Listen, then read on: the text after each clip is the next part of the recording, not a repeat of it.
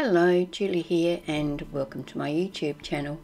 Today's video is showing how I created this flower box card. It fits into an envelope that measures 7¼ inches by 5¼ inches. So these are the measurements for the card that I have made. You could make this any size you like, but this is the one that I chose to make. I'm using this cardstock that I got from Craft Online, 50 sheets of 240 GSM for $6.99. Quite good value, I thought, and it's quite a nice weight of cardstock, so my box will hold its shape. So we start with an A4 sheet of paper and we trim the A4 down to 10 inches, 5½ inches. So once we've cut our A4 sheet down to the 10 inch by 5½ inch, we start scoring and measuring. So we measure up from the bottom 3 1/8 inch and score a line, score a fold right down the whole sheet.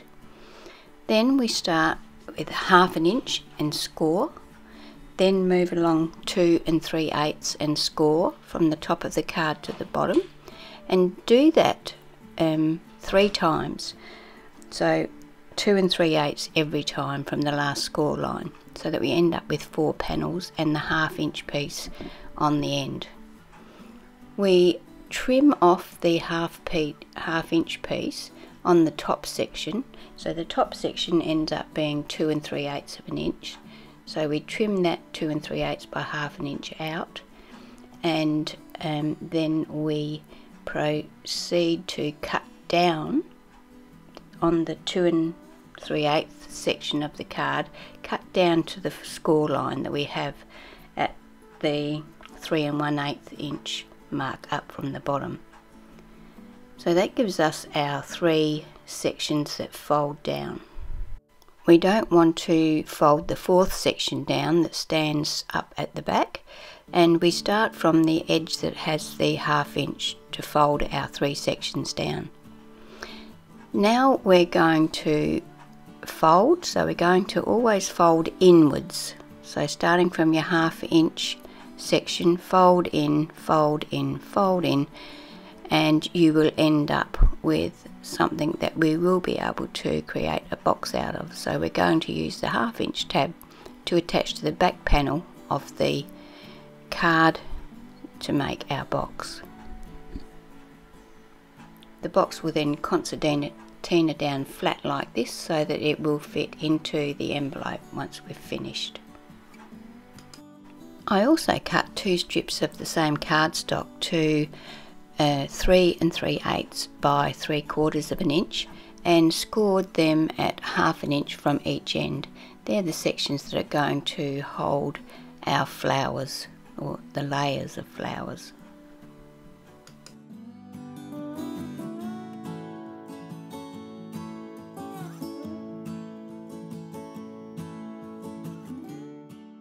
So I'm going to go ahead and do that now with my cardstock. I will have a full list of the measurements on my blog if you're interested. I'll leave a link in the description to my blog and you can check the measurements out there. Once I've finished all the folding and cutting, I use my Aleene's tacky glue to assemble my box and put the little bars in that are going to hold my flowers.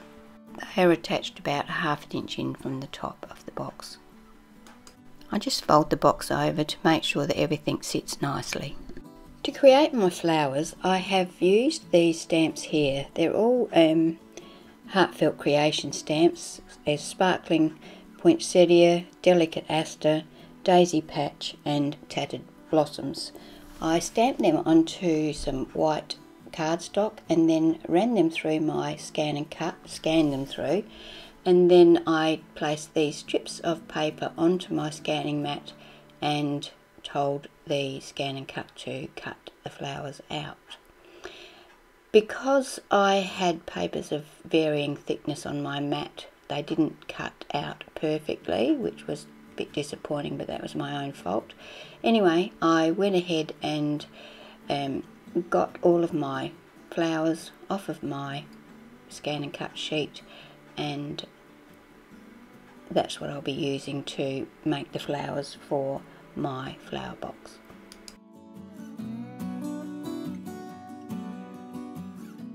I used the same process with the leaf that's in the Delicate Asters stamp set and some green cardstock. I ran that through my scan and cut in the same way, so I scanned it in first and then cut it out on this lime green paper.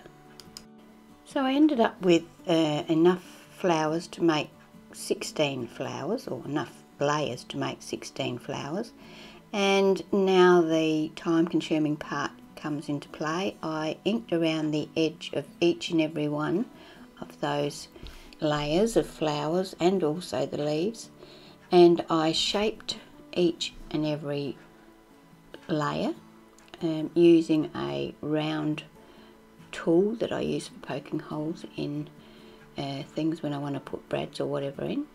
So each flower and each layer has been hand shaped and inked.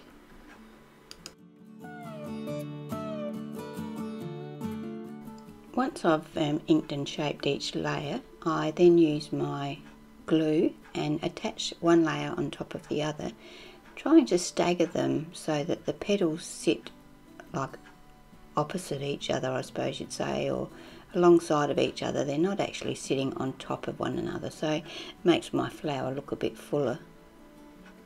I do that with all of the layers for each flower.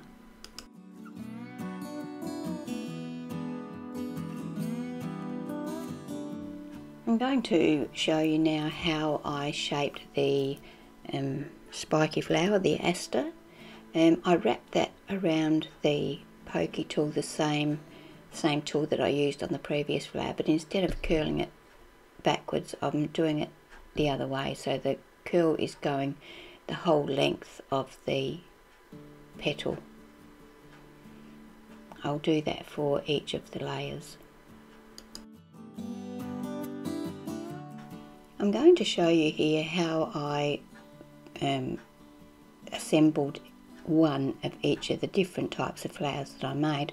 I made 4 different types of flower, and each one is a little bit different but basically the same depending on which way the petals are rolled.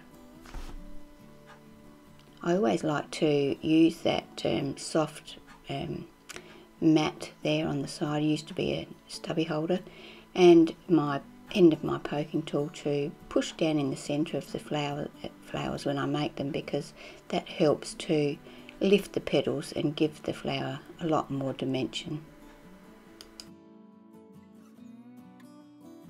Once I had all my flowers assembled, I decided to put a gem in the centre of each one. I'm now going to start to decorate the box. I'm using a Creative Imaginations paper. It's a double-sided paper, and it says it's from 2008, so that's how old it is. Anyway, I'm going to cut 3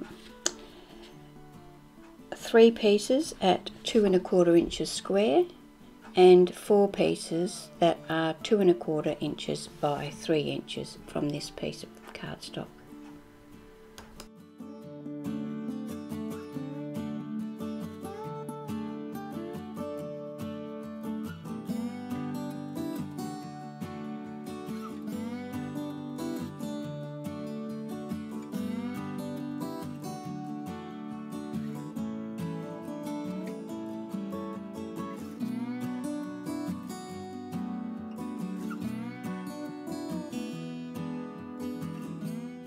To team with that spotty paper, I'm going to use this bright pink. It's a spot, like a Swiss spot paper. I have no idea what brand this is because it's just an off-cut, a scrap. So I don't know what brand it is, but I'm going to cut 3 pieces 2 1/4 inches square and 1 piece that is 2 1/4 inches by 5 3/8. I'm going to ink around the edge of all of the papers. Once all of my papers are inked, I'm going to use my liquid adhesive to attach the pattern paper to the box, because it gives me a bit of room to move, and I find that I can line it up much easier, and I get a nice even border all the way around each piece. The 2 1/4 by 3 inch pieces go on the bottom section of the box, and the 2 1/4 inch square section pieces go on the top section, with the bright colour being on the top when the flaps are open, so you can see the bright colour at the top. The spotty colour is on the underside of the flaps.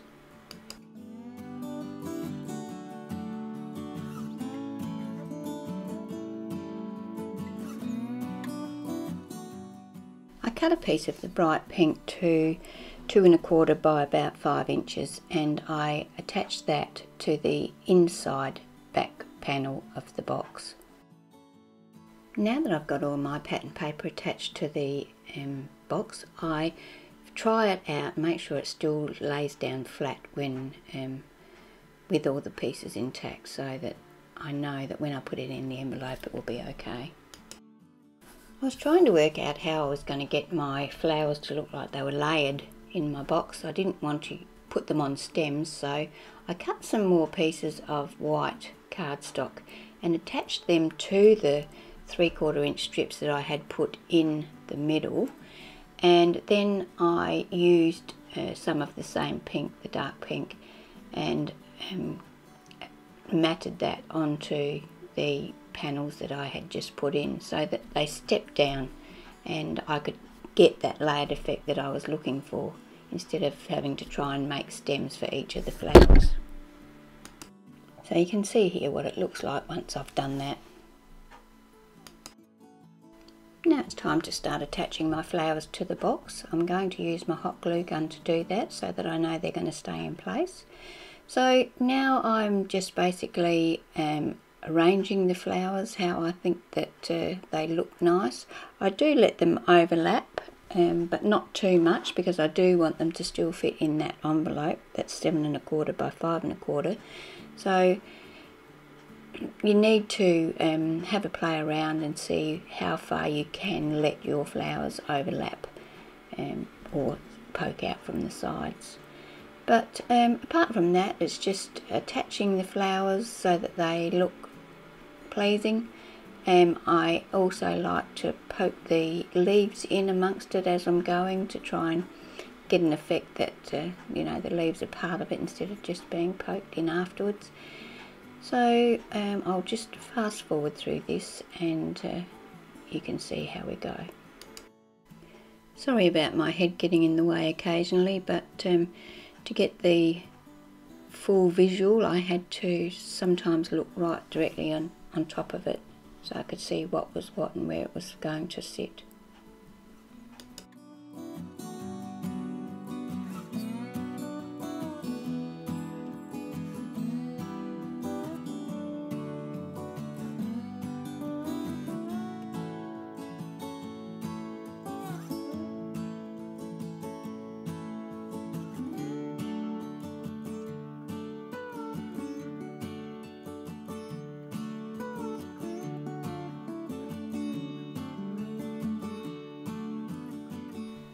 So here it is with all of the flowers attached.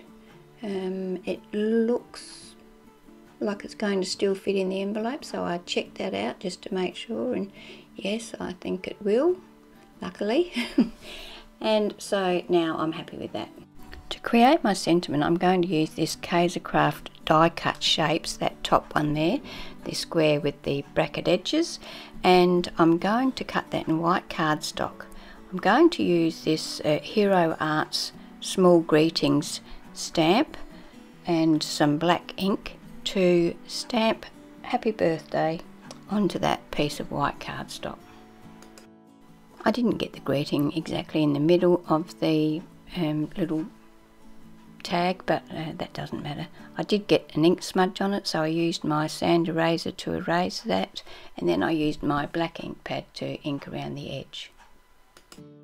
I then used my liquid glue to attach that to the bottom right hand section of the front downward flap.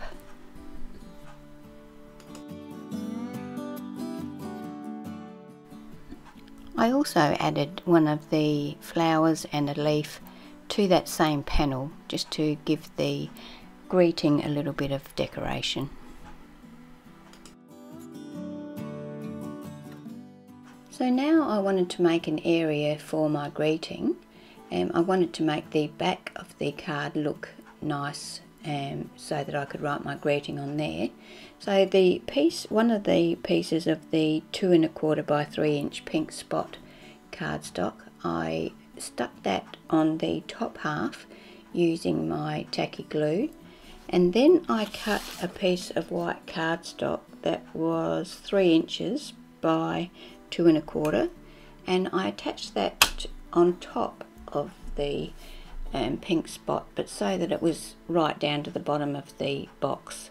So that will give me double area if I want to, or I can just write on the white cardstock and leave the pink spotty cardstock plain, so that it's just a decoration. So that's where I plan on writing my personal message. Once I'd finished the back, that was the card completed. You can see here I'm showing you ins and outs. So yes, I hope you've enjoyed watching my video today. I really enjoyed making this card. I'd seen them around some time and always wanted to have a go at one, so now I have had a go and I'm very pleased with the results. So if you've enjoyed my video, I would love it if you would subscribe to my channel and share my video with your friends. Thank you for visiting me today.